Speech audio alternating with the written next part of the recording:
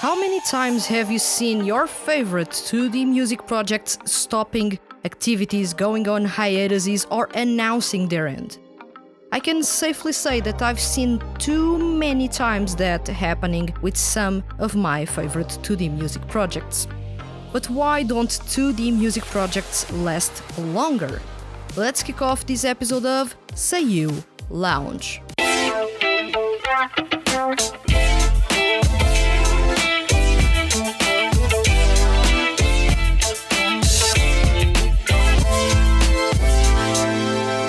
Welcome to Seiyu Lounge. I am your host Vanessa, and today's topic is why don't 2D music projects last longer?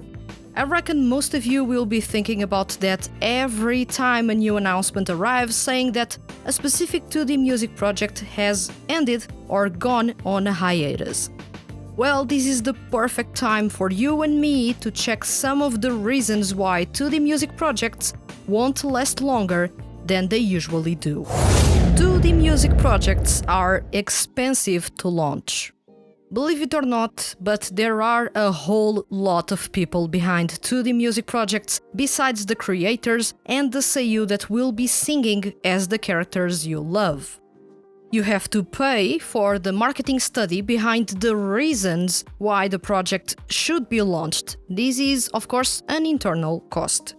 You have to pay for the music each composer makes as well as the lyrics, and you have to pay for the rights to those. You have to pay for the character designs and overall art in the 2D music project and ensure you have more than enough to use for merchandise.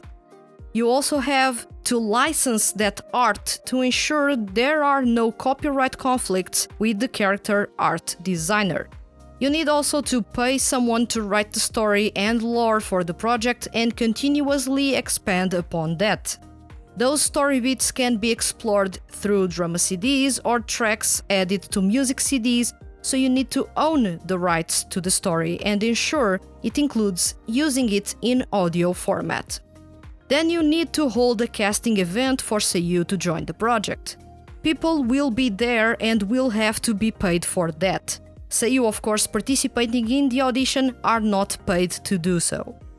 Then, after picking the seiyuu, you need to pay their rates. Depending on the seiyuu's ranking, something I talked about in episode 8 of Seiyu Lounge, they may charge more or less for their work. And you need to ensure you have the rights to their performances in your project, otherwise, with the passage of time, you will have to remove music from stores. And then, there are all the production costs. Producing physical CDs is expensive, and it can only be done starting with hundreds of copies. So this is a gamble for most projects to release a physical CD. In the past, there have been 2D music projects that sold less than 500 copies of their CDs. So, it is possible to produce the minimum number of CDs and still not sell them all. After producing everything, you need to pay for the marketing both online, through social media and videos on YouTube to introduce characters, songs, and such, as well as offline, through in-store promotions, posters, and other promotional elements featured in the stores to draw attention to their project. Offline marketing is more expensive than online marketing, but both are essential to help a project get eyes on itself. These are just the basic costs for a 2D music project, and there may be many more I am not even aware of, which can take a project to hundreds of thousands of euros or dollars just to launch. 2D music projects are expensive to maintain. If you thought launching was ridiculously complex and expensive, may I introduce you to the maintenance of a 2D music project? Anyone interested? Well, as a 2D music project creator, you need to make sure your costs with the launch are quickly covered either by music sales or merchandise. Those are the two big ways, especially when starting, for 2D music projects to make money.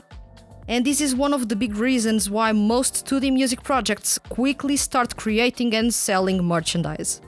The music alone won't pay for all the expenses of the project.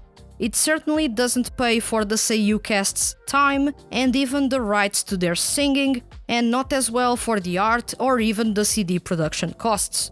Most people will still be coming across the project for the very first time, so they want to first get up to speed with it, especially through previews on YouTube, and will still wait for a CD or two before actually purchasing a physical CD. But you need to account for the many people that don't care about collecting physical CDs and just want the music on streaming platforms, regardless if it is because of comfort, lack of money to purchase the music, or just because they don't want to pay anything, even if they have the money for that. So regardless of those reasons, the truth is, most people won't be purchasing a physical CD of a 2D group that just debuted. Especially not if it is a single with just 2 songs and nothing else in there to add value or context to the release. Digital singles come with their advantages and disadvantages. They have very few costs attached. You don't need to worry about the production of physical copies and their distribution, and you do not need to worry about having agreements with stores to sell your music. But they don't earn that much money for the 2D music projects. At times, 2D music projects will release digital singles instead of physical ones to save money with the production. Other reasons include testing new things or still being present through digital releases when they know that they won't be selling that well physically. Then, as time passes, stories have to advance and you need to pay for more stories and, coincidentally, new art to match those. As time passes, you need to release more music. If you want your 2D music project to be top of mind of your fans, you have to be active. As such, the costs to maintain a 2D music project are rather high. Depending on the project and its original scale, they can be ridiculously expensive to maintain. A big reason I don't understand why 2D music projects have the need to have enormous casts is exactly this one. It is expensive to maintain, so why bring so many people right from the start instead of starting small and expanding upon it? Look at Utapri and Idolish 7. Those projects started with only one group and build up from there to have several groups in their roster. Conscious scaling for a 2D music project is essential to first save money, and it is also essential to add some spice to the storytelling, not to mention that it helps a project last longer. Popularity wavers over time. It goes without saying that popularity changes over time. What is popular today probably won't be in 5 years' time. If characters or the story surrounding them don't evolve or aren't engaging, fans can get fed up with those projects no matter how good the music is. If the music for those groups or projects is always the same and not evolving over time, be it due to story reasons or just because the project changed composers or wants to cater to a younger fan base or even following the trends, people will see their interest in them fading away. And also, voice actors grow older and interest in them wavers as well, and thus, interest in the characters they voice also changes. So it is rare for 2D music projects to reach their 7th anniversary, much less reach their 10th anniversary, and still being interesting, engaging, refreshing, and attractive to newcomers. You have Utapri as the longest-running 2D music project on the male seiyuu side with 13 years of activity. It is a mixed media project at its core, featuring an all-male seiyuu cast. The groups have been releasing music since 2010, and to this day, they are still active, with albums usually selling 20,000 copies on average. This is popularity in full display, or alternatively, a really dedicated and passionate fanbase ensuring the groups stay on top for a long time. So this franchise has managed to release games, music, various anime seasons and movies, and even hold live shows, be it with the cast or with the 3D characters. The franchise has kept things interesting and engaging for its fans since the start, and continues to be welcoming of new ones, although the frequency with which music is released has decreased drastically and live shows with the cast stopped being yearly events that fans looked forward to and turned into occasional and really sparse events.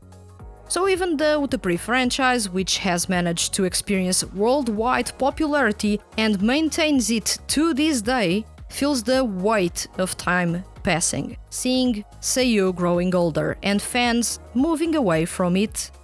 And this goes to show that no matter how awesome and wildly popular a project can be today, eventually all projects have to go through a frustrating path of seeing their popularity and influence fade away slowly, or in some cases with people even moving on from it. When you and I take a closer look at 2D music projects that have lasted more than 7 years, we find Tskyuta, the Idolmaster Side M, Idolish 7, Ensemble Stars, B Project, Dynamic Chord, and Skipro. Tskyuta was launched in 2012. The Idolmaster Side M launched in 2014, Dynamic Chord was launched also in the same year, and Skipro, Idolish 7, Dear Vocalist, B Project, and Ensemble Stars all launched in 2015. Aside from basically Dynamic Chord, which went through hell and back, being almost cancelled as a project only to be revived by its fans, all other projects have managed to slowly grow in popularity. Some turned into massive hits, Idolish 7 and Ensemble Stars. Others experienced top popularity only to fade away, Side M. And others never experienced massive popularity, but their quality and consistency make them relevant and with a cult following, which is the case of Skipro, B Project, Dear Vocalist, and Tskyuta. Once again, popularity wavers a lot. Trends change, new projects make their debut. Fans are always looking for the next shiny thing, and as such, 2D music projects always have to reinvent themselves to keep up with all changes, and that still doesn't save a project from seeing its popularity fade away, despite its quality being really high and the storytelling genuinely good. Overdoing a concept or innovating? That is a big question when it comes to launching a 2D music project, and something that still to this day makes the head go around for many creators. Innovating is a shot in the dark. Most of the time, such projects that stray away from the trends tend to be met with some resistance, and people don't get into those unless they become suddenly popular. But innovating can also lead to amazing things. All of a sudden, that 2D music project can do what they want because they won't have anyone to follow, so they get to set the tone, trends, and even the style. All other projects that follow will be compared to them, so they have no pressure because they were the pioneers.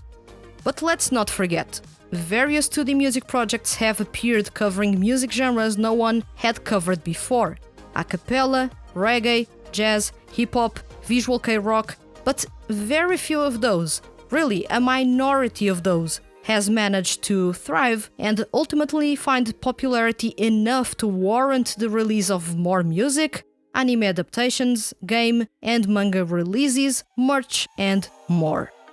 The other option is doing what others have been doing so far. It is usually said that you do not need to reinvent the wheel with the product you offer or with the project you launch. And that is right. If people like one thing and you do such a thing, you can reach those people easily. But there is much more to it.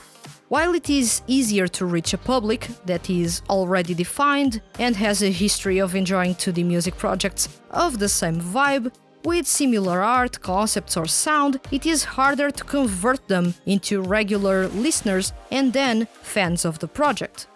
With similar projects, most people tend to flock to where all the popularity is. They don't want to miss the conversations about those projects and understand all the subculture around them. So it is intrinsically harder for 2D music projects to do the same as others have done before, for example, idol projects, to make an impact and attract attention. They have to differentiate themselves in some way. Either the cast brings an interesting mix of veterans and newcomers, or the cast is all newcomers, or even going all out for an all-star cast. Maybe have an art style that is not common, or commission it to a really popular artist. For example, the art in Tokyo Color Sonic is the same as A3, which is the same as Dynamic Chord. If that artist has a track record of designing really great character designs, and usually those projects shine with their art in it, well, why stray away and bringing someone new to break the mold? I'll add as well that doing the same that others have been doing so far ends up overdoing a genre and creating a sense of general fatigue regarding such music genres. From 2015 up until 2019, almost all 2D music projects were featuring idols. Those projects were all about pop music. Almost all had a leading character, the face of the franchise, as the typical red-headed character. There was barely anything setting them apart because even the cast was overlapping in some 2D music projects. Personally, I was tired and still am tired of traditional 2D idol music projects. The formula is all the same, and even if they innovate in the cast or concept, they end up falling into the pit of everyone sounds and looks the same to me. When a concept is overdone, people get tired of it and they move on. As simple as that.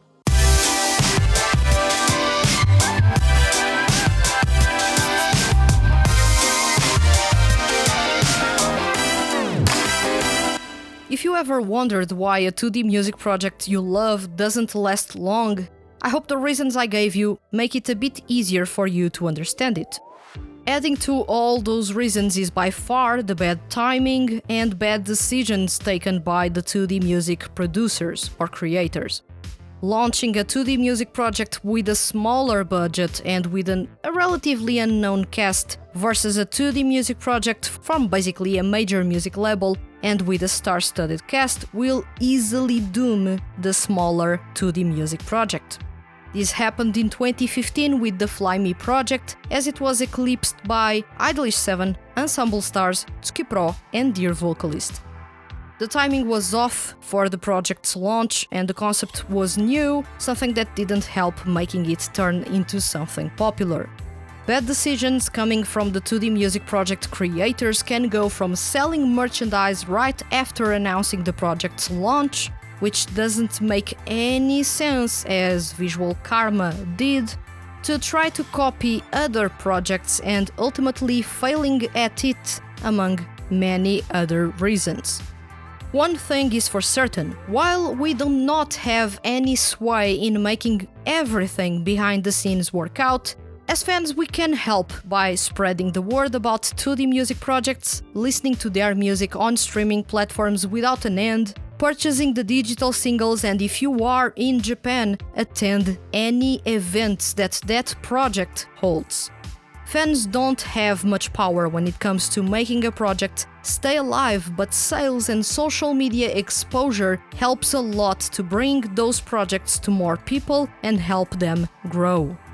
So keep that in mind when you decide to download music from your favorite 2D music projects from an illegal downloads website. You are helping the project and you are not helping it keep on releasing music. You are making it end. If you can, help by streaming through official streaming platforms such as Apple Music, Spotify, Line Music, or purchase the digital singles through Ototoy, or even purchase the physical CDs through Amazon Japan or CD Japan, for example. But if you pirate music of those 2D groups or projects, do not come complaining when a project ends. And that's because you are a part of the reason why it ended. Now tell me, which 2D music project do you wish will last for a long time, Or alternatively, which 2D music projects do you wish had lasted longer? For me, I would love for Idolish7, Dear Vocalist, Dig Rock, Skipro, Vezrock and Hanadol to last for a very long time. I love those projects a whole lot. And as far as 2D music projects I wish had lasted longer, I'll add Perfection Noise, Fly Me Project and Yumeiro Cast. Bandiarose also fits the bill, but at the same time, it has been a bit active as of late. So let me know your opinions in the comments on YouTube, and remember, leave your comments as complex or as simple as they may be, and you can be featured on upcoming episodes of Seiyu Lounge. If you enjoyed this episode and don't want to miss the Hand That Feeds HQ's weekly Mail Seiyu and music-related content, hit the subscribe button. And if you are listening to this episode on a podcast listening platform, please consider following the podcast and leaving a review. Leaving a review is really simple and helps other people find this podcast and fall in love with male Seiyu artists and 2D groups. I'll return next week with another episode of Seiyu Lounge. Thank you for listening and see you guys around.